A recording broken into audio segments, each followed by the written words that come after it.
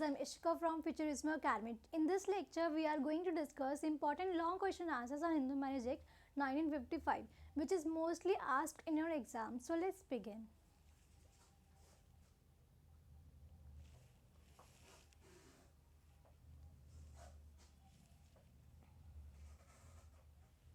So before discussing long question answers on Hindu Marriage Act, first I am going to provide you some important tips for writing long answers. जब भी आप अपने long answers लिखते हो या तो वो आपका 10 मार्क्स का पूछा जाता है, ठीक है, और ज़्यादा से ज़्यादा आपका 12.5 मार्क्स का पूछा जाता है, ठीक है. अगर आपका वो क्वेश्चन 10 मार्क्स में आता है, ठीक है, कोई भी क्वेश्चन आपका 10 मार्क्स में आता है तो आपको उसके अंदर मिनिमम 4 पेज लिखने ही होंगे, ठीक है, या फिर ज़्यादा मैक्सिमम 5 पेज, 4 to 5 पेज आपको उसके अंदर लिखने ही होंगे अगर आपका वो क्वेश्चन 10 मार्क्स में आता है. और अगर आपको वही क्वेश्चन 12.5 मार्क्स में आता है तो आपको मिनिमम 5 पेज और मैक्सिमम जितने 6 या 7 पेज आप लिख सकते हो, मैक्सिमम 6 या 7 पेज, बट मिनिमम 5 पेज आपको उसके अंदर लिखने ही पड़ेंगे, ठीक है, क्योंकि आप लॉ स्टूडेंट हो तो आपको एक एक चीज़ को बहुत ही डिटेल में एक्सप्लेन करना पड़ेगा और टीचर भी जो है आपके क्वेश्चन की लेंथ को देखकर ही, आपके आंसर की लेंथ को देखकर ही आपको मार्क्स देता है. Second, always mention section number in your answer. Section का रेफरेंस देना है. जो भी क्वेश्चन में आपसे टॉपिक के बारे में पूछा गया है आपको सबसे पहले उसका सेक्शन नंबर लिखना है, ठीक है. इससे टीचर पे गुड इंप्रेशन बढ़ते हैं कि yes you know the concept. Next है structured approach. Always write begin with the introduction. जब भी आप अपने लॉन्ग क्वेश्चन आंसर्स लिखते हो, लॉन्ग या शॉर्ट दोनों, जब भी लिखते हो आपको इंट्रोडक्शन से उसकी स्टार्टिंग करनी है. पहले आपको उसके बारे में बताना है, उस एक्ट के बारे में. उसके बाद उस टर्म को, जो टर्म पूछी गई है आपसे, उसको डिफाइन करना है कि वो चीज़ होती क्या है, ठीक है. उसके बाद बुलेट्स पॉइंट यूज़ करना है. आपको वो पैराग्राफ में नहीं लिखना है. आपको अपने आंसर कभी भी पैराग्राफ में नहीं लिखना है क्योंकि टीचर वो पूरा पैराग्राफ पढ़ता नहीं है और आपके मार्क्स डिडक्ट हो जाते हैं, ठीक है. हमेशा अपने आंसर्स को पॉइंट्स में लिखो ताकि टीचर जो है वो इजीली उसको चेक कर पाए. और उसके बाद आंसर लिखने के बाद आप उसको फ्लो चार्ट्स में बनाओ. कोई भी टॉपिक है, इसके अगर टाइप्स है तो ऐसे फ्लो चार्ट्स में बना दिया, ठीक है, या फिर ऐसे टॉपिक लिख के ऐसे यहाँ पे पॉइंट्स लिख दिए. तो हमेशा फ्लो चार्ट में बनाओगे तो टीचर पे गुड इंप्रेशन पड़ता है इसका. उसके बाद हमेशा लॉन्ग क्वेश्चन आंसर्स में हमेशा एक केस ज़रूर लिख के आना, ठीक है. इससे टीचर को क्या लगेगा कि येस आपको इस टॉपिक के बारे में पता है और आप लॉ स्टूडेंट हो तो आपको हर केस, हर एक टॉपिक से रिलेटेड केस आना ही चाहिए. उसके बाद जब आप ये सारी चीज़ें कर लो, आपको लास्ट में कंक्लूज़न ज़रूर लिखना है अपने आंसर का. जो भी आपने आंसर लिखा है उसका क्या कंक्लूज़न है, ठीक है, वो सारा आप लिख लोगे. आपके 5 से 6 पेज आराम से भर जाएंगे इसके अंदर. उसके बाद लीगल वोकैबुलरी. जब भी आप अपने आंसर्स लिखते हो, ठीक है, उसके अंदर आपको लीगल वोकैबुलरी का ही यूज़ करना है. क्यों? क्योंकि आप एक लॉ स्टूडेंट हो, आपको लीगल लैंग्वेज आनी चाहिए, ठीक है. तो आप वो अपने आंसर में यूज़ करोगे तो आपके गुड मार्क्स अचीव होंगे आपको. उसके बाद हाईलाइट की टर्म्स. जो भी की टर्म्स है, इंपॉर्टेंट टर्म्स है, आप उसको हाईलाइट कर देना ताकि टीचर को ईजिली दिख पाए वो. तो ये कुछ बातें हैं जो आप ध्यान में रखोगे हमेशा लॉन्ग क्वेश्चन आंसर्स, लॉन्ग अपने आंसर्स लिखते हुए, ठीक है. अब हम डिस्कस करते हैं अपने लॉन्ग क्वेश्चन आंसर्स.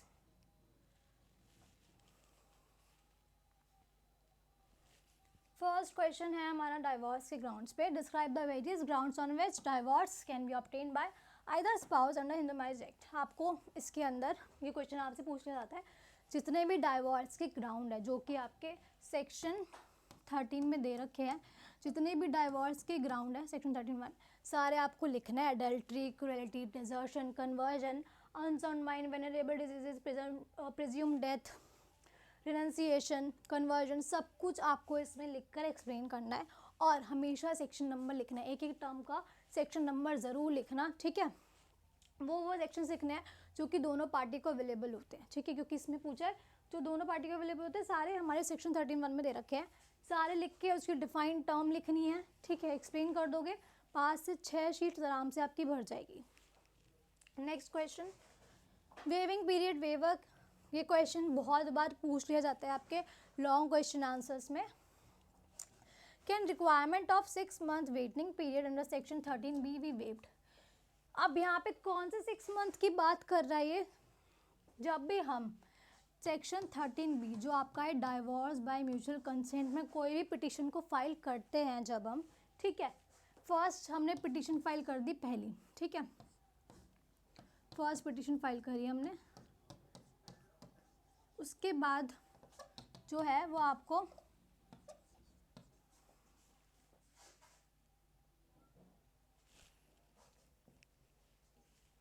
हमने फर्स्ट पिटिशन फाइल करी, उसके बाद आपको कोर्ट जो है 6 मंथ का टाइम देती है। ये टाइम क्यों देती है? ताकि दोनों पार्टी एक बार फिर से सोच ले, एक साथ रहे, क्या पता उनके बीच जो लव एंड अफेक्शन है वो दोबारा से आ जाए, ठीक है, इसलिए आपको ये 6 मंथ का टाइम दिया जाता है डाइवोर्स से पहले। उसके बाद ही आपकी सेकंड पिटीशन कोर्ट में आती है, ठीक है, सेकंड पिटीशन आपकी तभी कोर्ट में आएगी। सेकंड पिटीशन में कब लाओगे? जब आप बिल्कुल 6 महीने के बाद भी अब एक साथ ना रहना चाह रहे हो, ठीक है। तो इस क्वेश्चन में पूछा है क्या ये 6 मंथ का पीरियड हम वेव कर सकते हैं, क्या ये 6 मंथ का पीरियड कोर्ट जो है वो हटा सकती है? तो यस, कब हटा सकते हैं, किन केस में हटा सकती है? जब सामने वाली पार्टी को रेस्पोंडेंट के साथ रहने में, दोनों पार्टी को एक साथ रहने में बहुत ज़्यादा प्रॉब्लम हो रही हो, जब बहुत ज़्यादा एक्सट्रीम पेन हो रहा हो, सफरिंग हो रही हो दोनों पार्टी को, कि अगर वो साथ रहेंगे तो उनकी लाइफ को डेंजर होगा, ठीक है। तो इस केस में जो कोर्ट है वो 6 मंथ के पीरियड को वेव कर देती है, हटा देती है, ठीक है। तो आपको इसमें पहले सेक्शन 13 भी एक्सप्लेन करना है, सारे एजेंशियल लिखने हैं, ये बताना है फर्स्ट पिटिशन कब आती है, 6 मंथ के बाद सेकंड पिटिशन फाइल होती है, ये सारा एक्सप्लेन करना है, ठीक है। और इसके अंदर आपको एक इम्पॉर्टेंट केस भी लिख देना है इसमें, आप इसमें नवीन कोहली वर्सेस नीता कोहली का केस भी लिख सकते हो, इसमें एक्सप्लेन कर देना, ठीक है। Next question, early divorce petition, under what circumstances can the petition for divorce be presented with in 1 year of marriage? किन किन सर्कमस्टांसेस में आप शादी की पिटीशन जो है, डाइवोर्स की पिटीशन जो है वो 1 साल से पहले लेके आ सकते हो, ठीक है। हमारा जो सेक्शन 14 है उसमें क्या बोल रखा है, पहले आप क्या लिखोगे अपने आंसर में, कि जो हमारा सेक्शन 14 है उसमें बोल रखा है कि कोई भी पार्टी डाइवोर्स की पिटीशन नहीं लेके आएगी जब तक कि उनकी शादी को 1 साल ना हो जाए, ठीक है। अगर उनकी जैसे शादी 1 जन को हुई है, 1 जन 2024 में हुई है, ठीक है, तो क्या बोलता है सेक्शन 14, जब तक 1 साल ना हो जाए यानी 1 जन 2025 तक आप डाइवोर्स की पिटीशन नहीं लेके आ सकते हो कोर्ट के अंदर, ठीक है। बट ये क्वेश्चन क्या पूछ रहे, किन किन सर्कमस्टांसेस में, किन किन सर्कमस्टांसेस में है जो आप इस बीच 1 साल के बीच में डाइवोर्स की पिटीशन ला सकते हो, कौन कौन से सर्कमस्टांसेस है? तो जब आप क्या लिखोगे इसके अंदर, जब रिस्पोंडेंट को बहुत ज़्यादा उसकी लाइफ को बहुत ज़्यादा डेंजर हो, यानी बहुत ज़्यादा एक्सट्रीम ही हार्डशिप हो रही हो, ठीक है, बहुत ज़्यादा डेप्रेविटी हो रही हो, जब इतनी ज़्यादा परेशानी हो रही हो कि दोनों पार्टीज़ जो है बिल्कुल भी साथ ना रह पा रही हो, या फिर जो है बहुत ही गंदा बिहेवियर हो रिस्पोंडेंट का पिटीशन के लिए, पिटीशनर के लिए, तो अब जो है आप अपनी 1 साल से पहले, शादी के 1 साल से पहले, शादी होने के 1 साल के अंदर आप डाइवोर्स की पिटीशन ला सकते हो, ठीक है। तो इसमें आप लिख दोगे कि जब बहुत ज़्यादा, एग्जाम्पल लिख सकते हो इसके अंदर आप कि बहुत ज़्यादा मारपीट कर रहा है रेस्पोंडेंट पिटीशनर के साथ, या फिर बहुत ज़्यादा ड्रिंक करके आ रहा है और बाहर उसका किसी के साथ एडल्ट्रियस रिलेशनशिप भी है, ठीक है। और इसमें आप केस भी लिख सकते हो एक, तो उन केसेस में जो है कोई भी पर्सन डाइवोर्स की पिटीशन लेके आ सकता है, चाहे उनकी शादी को 1 साल भी ना हुआ हो, ठीक है। बट ये सेक्शन 14 ज़रूर लिख के आना है इस क्वेश्चन में। नेक्स्ट क्वेश्चन,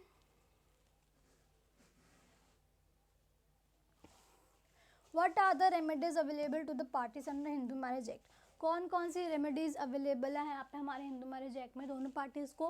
पहली है सेक्शन 9 में रेस्टिट्यूशन ऑफ कंज्यूगल राइट्स, ठीक है। इसमें आप इसको एक्सप्लेन कर देना कि जब कोई भी party withdrawn from the society of other without reasonable excuse, जब कोई भी पार्टी दूसरी पार्टी की सोसाइटी से विड्रॉ कर लेती है, यानी उसको छोड़ के चली जाती है बिना ही एक्सक्यूज़ दिए, तो आप इसमें लिख सकते हो सेक्शन 9 पहले रेस्टिट्यूशन में इसके एजेंशियल एक्सप्लेन कर देना, सारे सेक्शन नंबर लिखना है, एजेंशियल लिखना है, और ये भी लिखना है इसके अंदर मेन बात कि इसके अंदर सेक्शन 9 में जो बर्डन ऑफ प्रूफ होता है वो हमारा रिस्पोंडेंट पे होता है, ना कि पिटीशनर पे, ठीक है। जैसे हस्बैंड है, वाइफ हस्बैंड को छोड़ के चली गई, ठीक है, छोड़ के चली गई।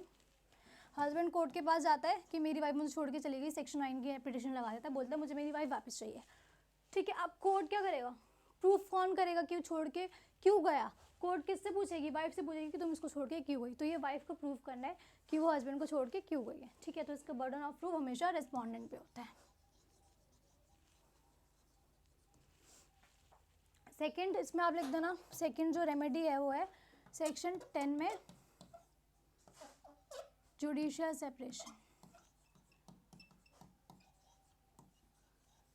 जुडिशियल सेपरेशन एक्सप्लेन कर देना सेक्शन 10 में क्या होता है, क्या इसका ऑब्जेक्टिव है, to preserve the bond of marriage, ठीक है, एक्सप्लेन कर देना इसके अंदर सेक्शन 10। इसके रिलेटेड सेक्शन लिख देना, सेक्शन 13(1)(a) और सेक्शन 13(a) दोनों के एक्सप्लेन करना है। इसके एसेंशियल्स लिखने हैं और इसके ग्राउंड्स लिखने हैं, किन किन ग्राउंड पे हम जुडिशियल सेपरेशन ले सकते हैं, ठीक है। थर्ड रेमेडी जो हमारे पास है वो है डाइवोर्स की, जो सेक्शन 13 में दे रखी है, ठीक है।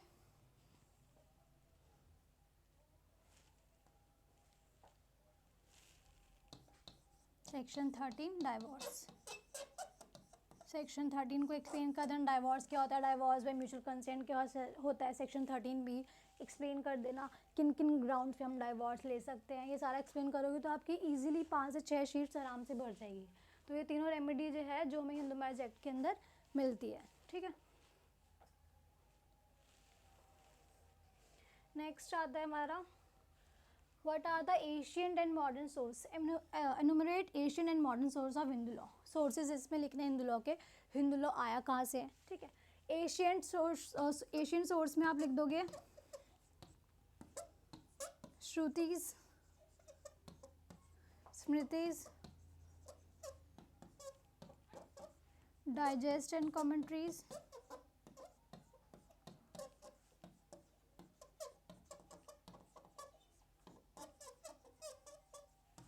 एंड कस्टम एंड यूजेज, ठीक है। आप पहले सारे एशियन सोर्स को एक्सप्लेन करेंगे जो आपके पुराने टाइम के सोर्सेज हैं, ठीक है, जैसे श्रुतिज जो जनरेशन टू जनरेशन ओरली पास करते हैं, ठीक है, जो हमें जीने का तरीका सिखाते हैं, और इन श्रुतिज का कोई भी ऑथर नहीं होता। ये जो गॉड ने हमें बातें कही हैं ये खाली हमारे जनरेशन टू जनरेशन ओरली पास होती है, ठीक है। स्मृतिज इसमें एक्सप्लेन कर दोगे आप, स्मृतिज में हमारे इंडिविजुअल के राइट्स के बारे में लिखा है, इसकी ऑथर भी होते थे, तीनों स्मृति बता दोगे, याज्ञवल्क्य स्मृति, नारद स्मृति एंड मनुस्मृति, ठीक है। डाइजेशन कमेंट्रीज जो इन दोनों को मिला के बना है, जिसमें हमारे स्कूल से आते हैं मिताक्षरेंद्र या भागा। कस्टम एंड यूजेज एक्सेस में एक्सप्लेन कर दोगे, कस्टम बहुत ज़्यादा इंपॉर्टेंट है सोर्स ऑफ हिंदू लॉ का, ठीक है। कस्टम यानी ऐसी प्रैक्टिस जो बहुत टाइम से चलती भी आ रही है, इसमें आप एक्सप्लेन कर दोगे हमारे एशियन सोर्सेज है। फिर इसमें आप हमारे मॉडर्न सोर्स एक्सप्लेन कर दोगे। मॉडर्न सोर्स कौन से हमारे, good conscience and equity, writing थोड़ी खराब आ रही है। Good conscience and equity follow किया जाता था, जब भी कोई केस डिसाइड करना था तो इक्वालिटी से दोनों ही पार्टी को इक्वली उनकी बात सुनी जाती थी, तभी एक फेयर तरीके से डिसीजन लिया जाता था पूरे, ताकि दोनों को जस्टिस मिल सके, इंसाफ मिल सके, ठीक है। फिर जुडिशियल प्रेसिडेंट यानी जब कोई केस होता है, ठीक है, जब वो कोर्ट जो है वो केस को डिसाइड कर लेती है, उस पर जजमेंट आ जाती है। अब वही सिमिलर केस आगे इन फ्यूचर आता है तो कोर्ट क्या करेगी, जुडिशियल प्रेसिडेंट देखेगी कि इसकी, जब ये जो हमारा सिमिलर केस पहले डिसाइड हो चुका है उसमें कोर्ट ने क्या जजमेंट पास करी है, तो ये हमारे फ्यूचर केस को डिसाइड करने में हेल्प करता है प्रेसिडेंट, ठीक है। नेक्स्ट है लेजिस्लेशन क्या कर दी थी, टू हैव यूनिफॉर्म लॉ, उसने ताकि सारे यूनिफॉर्म लॉ बन जाए, सारे पर्सन के लिए एक जैसे लॉ बन जाए, तो लेजिस्लेशन भी हमारा modern source of Hindu law का पार्ट है। तो यहाँ पे आप अपने एशियन एंड मॉडर्न सोर्स दोनों को एक्सप्लेन कर दोगे। Next question, briefly discuss maintenance under section 125 of CRPC and Hindu marriage act. पहले आपको इसमें मेंटेनेंस को एक्सप्लेन करना है, ठीक है। सेक्शन लिखोगे, section 25 of Hindu marriage act में मेंटेनेंस के बारे में है, ठीक है। इसके अंदर कोई भी पार्टी, हस्बैंड या वाइफ, दोनों में से कोई भी पिटीशन फाइल कर सकता है। जब उनकी डिसाइड हो जाता है डाइवोर्स, ठीक है, उसके बाद जो है वो क्या करते हैं, एप्लीकेशन फाइल करते हैं सेक्शन 25 में कि मेरी इतनी सोर्स ऑफ इनकम नहीं है कि मैं आगे अपनी लाइफ को चला पाऊँ, तो सामने वाली पार्टी जो है वो मुझे कुछ मंथली या फिर एक साथ अमाउंट दे देगी, ताकि या तो मंथली या फिर एक साथ अमाउंट दे देगी ताकि जो है मैं अपने बेसिक एक्सपेंस को उठा पाऊँ, ठीक है। तो मेंटेनेंस आप इस सेक्शन में ले सकते हो, एक्सप्लेन कर देना ये सेक्शन पूरा, इसका केस भी लिख देना है। और सेक्शन 125 ऑफ CRPC में जो बात करता है order for maintenance of wife, child and parents, old parents, ठीक है, तो इसके अंदर ही कोर्ट जो है सेक्शन 125 ऑफ CRPC में ही जो है कोर्ट ऑर्डर पास करता है, ठीक है, मेंटेनेंस के लिए। तो आपको ये दोनों सेक्शन एक्सप्लेन करने हैं, CRPC का 125 और section 25 of Hindu marriage act, ठीक है, दोनों एक्सप्लेन कर देना।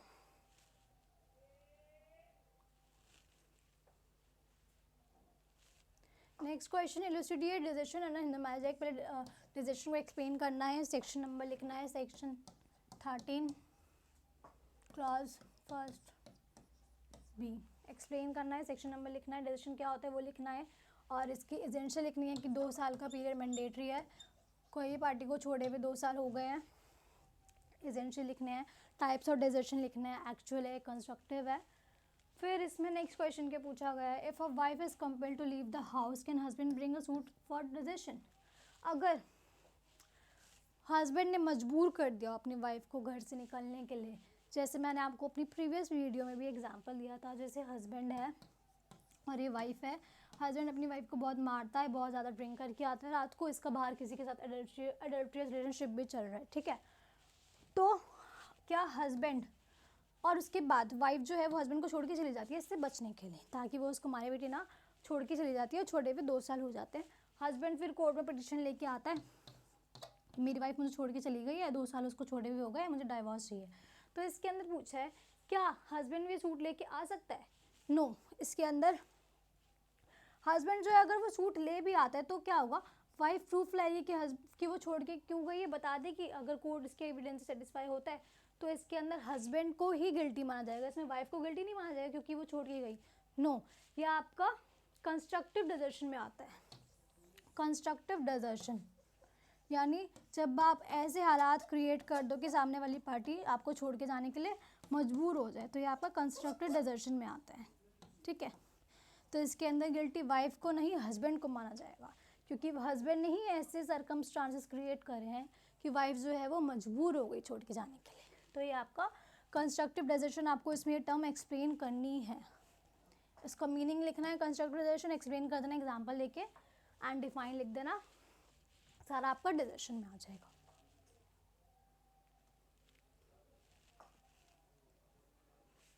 Next question,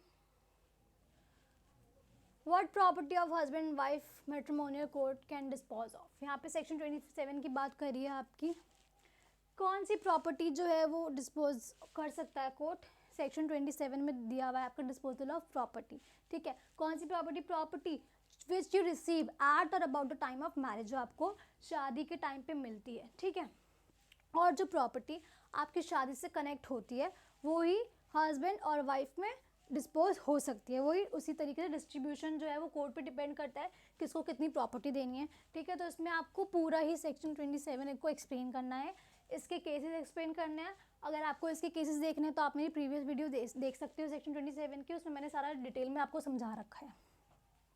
next question, explain the nature and scope of section 9 of Hindu marriage act with the help of leading case law. Section 9 लिखना है, सेक्शन 9 कौन सा है हमारा, सिचुएशन ऑफ कॉन्जुगल राइट्स। पहले आपको सेक्शन 9 एक्सप्लेन करना है क्या होता है, ठीक है। जब कोई भी party, any person withdrawn from the society of other without reasonable cause, तो आपको वो एक्सप्लेन करना है, पूरी लिखनी है। तो कोई भी पार्टी एप्लीकेशन फाइल कर सकती है कोर्ट के अंदर, अगर कोर्ट उसे सेटिस्फाई हो जाती है तो वो अपने डिग्री पास कर सकती है, ठीक है। एक्सप्लेन करोगे, एजेंशियल्स लिखोगे, इसका बर्डन ऑफ प्रूफ लिखोगे कि इसका बर्डन ऑफ प्रूफ जो है रिस्पोंडेंट पे होता है, पिटिशन पे नहीं होता, जो छोड़ के गए वही एक्सप्लेन करेगा कि वो छोड़ के क्यों गया है, ठीक है। बर्डन ऑफ प्रूफ लिखोगे, केस लिखोगे, इससे रिलेटेड कोई सा भी केस आप मेरी सेक्शन 9 की वीडियो में देख सकते हो। उसके बाद क्या पूछा है, does the refusal of wife to resign from her job amount to withdrawal of society without reasonable cause. अगर कोई वाइफ है, ठीक है, एक वाइफ है, जॉब कर रही है चंडीगढ़ में, ठीक है, कोई वाइफ है चंडीगढ़ में जॉब करती है, शादी हो गई इनकी, हस्बैंड है दिल्ली में है, हस्बैंड बोलता है कि दिल्ली आ जॉब छोड़ के, ठीक है, मेरे साथ रहे, ठीक है। तो इसमें ये पूछा है क्या हस्बैंड जो है सेक्शन 9 की पिटीशन फाइल कर सकता है कि उसकी जो वाइफ है उसको छोड़ के चली गई है बिना रीजनेबल कॉज के। तो इसका आंसर है इस केस में अगर, और इसमें खाली वाइफ ही है जो हस्बैंड के खर्चे उठा रही है, वाइफ ही है जो घर को मेंटेन कर रही है, तो इसके अंदर है हस्बैंड नहीं कर सकता। क्यों? क्योंकि जो वाइफ है वो चंडीगढ़ में क्या कर रही है, जॉब कर रही है, जिसकी वजह से वो घर चल रहा है। तो ये क्या है, एक एक्सक्यूज़ है, ठीक है। सेक्शन 9 में आप तभी पिटीशन फाइल कर सकते हो, तभी एप्लीकेशन ला सकते हो जब बिना ही एक्सक्यूज़ दिए कोई पार्टी आपको छोड़ के चली गई है, बिना ही एक्सक्यूज़ दिए। बट यहाँ पे वाइफ जो है उसका एक एक्सक्यूज़ वैलिड माना गया है, कोर्ट ने वैलिड माना है। क्यों? क्योंकि वाइफ जो है वो घर को मेंटेन कर रही है, इस वजह से वो जॉब कर रही है अपनी चंडीगढ़ में, तो यहाँ पे वो उस वाइफ के अगेंस्ट एप्लीकेशन फाइल नहीं करेगा, ठीक है। केस टू केस ये वेरी करता है, अलग अलग केस में आपका अगर वो एक्सक्यूज़ माना जाता है, रीज़नेबल एक्सक्यूज़ है, तो सेक्शन 9 में पिटीशन एप्लीकेशन नहीं आएगी। बट अगर वो अनरीजनेबल एक्सक्यूज़ है, वो एक्सक्यूज़ आपको बिल्कुल भी माना जाता कि मैं तो यहाँ पे अलग रह रही हूँ क्योंकि मुझे तुम्हारे साथ नहीं रहना, मेरा मन नहीं है, ठीक है, तो ये आपका कोई एक्सक्यूज़ नहीं माना जाएगा, तो आप पिटीशन फाइल कर सकते हो सेक्शन 9 में।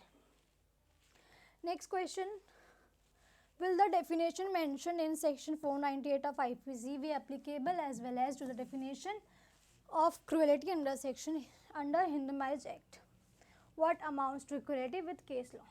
इसमें बोला है कि जो आपकी डेफिनेशन दे रखी है सेक्शन 498A में ऑफ IPC, क्या दे रखी है कि हस्बैंड और relative of husband subjecting the women to cruelty, ठीक है। इसमें क्या बोला है कि जो या तो हस्बैंड या फिर हस्बैंड के रिलेटिव्स अगर कोई वुमेन के साथ बहुत क्रूअल बिहेव कर रहा है, बहुत ही बुरी तरीके से उसके साथ पेश आ रहा है, तो वो सेक्शन 498 ऑफ IPC के लिए लायबल होंगे, जिसकी पनिशमेंट है 3 इयर्स तक, ठीक है, और फाइन भी है इसके अंदर, 3 इयर्स की पनिशमेंट, फाइन। इसमें बोला है क्या ये डेफिनेशन हमारे हिंदू मैरिज एक्ट की क्रुएल्टी से मैच हो रही है, क्या उस पर भी अप्लाई होगी? तो येस होगी, क्योंकि हमारे यहाँ पे जो क्रुएल्टी की बात करी है वही सेम हमारा सेक्शन 498 ऑफ IPC में भी बात करी है, ठीक है। क्या बोलता है सेक्शन 498 ऑफ IPC की अगर हस्बैंड या हस्बैंड के रिलेटिव्स वाइफ के साथ बहुत ही क्रूअल बिहेव करते हैं, ठीक है, या फिर ऐसा विलफुल कंडक्ट करते हैं कि जो वाइफ है वो मजबूर हो गई सुसाइड करने के लिए या फिर खुद को इंजरी पहुंचाने के लिए, ठीक है, तो इसके अंदर आपका मेंटल और फिजिकल क्रुएल्टी दोनों ही आएंगे, ठीक है। इसमें आप अपनी मेंटल एंड फिजिकल क्रुएल्टी दोनों को ही एक्सप्लेन करोगे। मेंटल यानी बहुत ज़्यादा उसको इमोशनल करना, बहुत बुरा बुरा बोलना, उसके पेरेंट्स के लिए बुरा बोलना, तो ये आपका मेंटल क्रुएल्टी में आ जाएगा। और फिजिकल क्रुएल्टी कि उसको मार पीट रहे हो, उसका हाथ जला दिया, ठीक है, खाना बनाते बनाते उसके ऊपर कुकर फेंक दिया, तो ये सारा आपका फिजिकल क्रुएल्टी में आएगा, इसको एक्सप्लेन करना है, ठीक है। या फिर इसके दे रखा है इसमें, या फिर उससे बहुत अनलॉफुल डिमांड करना, उसको बोलना कि अपने घर से ज़्यादा हेज मंगवा, नई मशीन मंगवा, नई गाड़ी मंगवा, उससे अनलॉफुल डिमांड करना और उसको धमकी देना कि अगर ऐसा नहीं हुआ तो तेरे को जला देंगे, ठीक है। तो ये सारा किस में आता है? क्रुएल्टी में। तो ये भी आपको इसमें एक्सप्लेन करना है। उसके बाद हिंदू मैरिज एक्ट में क्रुएल्टी का सेक्शन लिख देना है, उसको एक्सप्लेन करना है, सारे एजेंशियस लिखने हैं और क्या क्रुएल्टी होती है सारे एग्जाम्पल दे देना और केस भी इसमें एक्सप्लेन कर देना। क्रुएल्टी का सबसे इंपॉर्टेंट केस है दास्ताने वर्सेस दास्ताने, उसको एक्सप्लेन कर सकते हो आप इसके अंदर।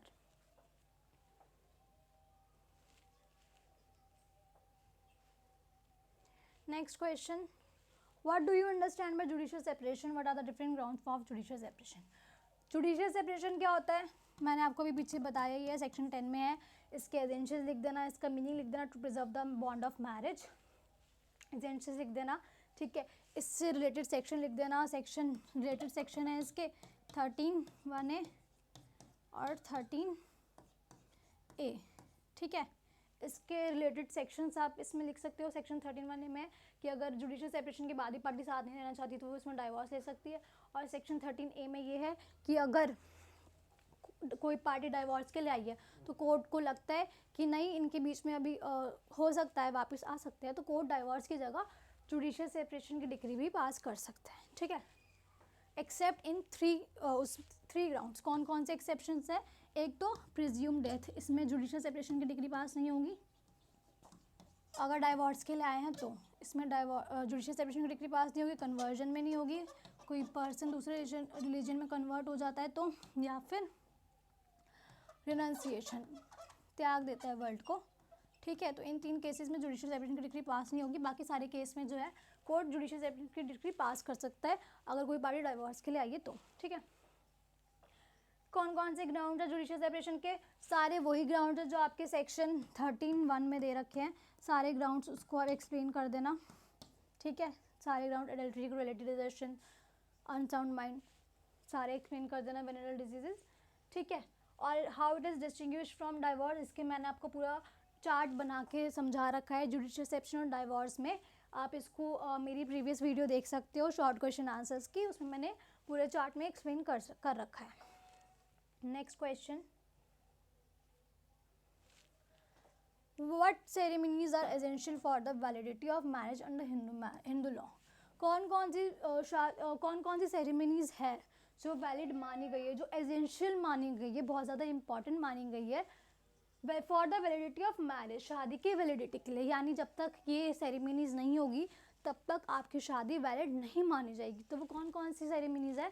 पहले सेक्शन नंबर, ये हमारी सेक्शन 7 में दे रखी है, section 7 of Hindu marriage act में दे रखी है सारी आपकी सेरेमनीज, ठीक है। आपको एक्सप्लेन करना है कौन कौन सी है। एक तो दोनों में से किसी भी पार्टी के कस्टम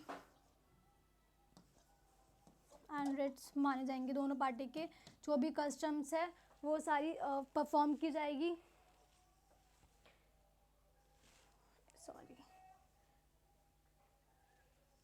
दोनों पार्टी में से कस्टम्स नहीं, सॉरी, सेरेमनीज, दोनों पार्टी में से किसी भी एक ही पार्टी की जो भी सेरेमनीज होती है, जो भी उनके पुराने टाइम से चलती हुई आ रही है, वो सारी दोनों में से किसी एक भी पार्टी की फॉलो की जाएगी, ठीक है। सेकंड है सप्तपदी, यानी 7 फेरे।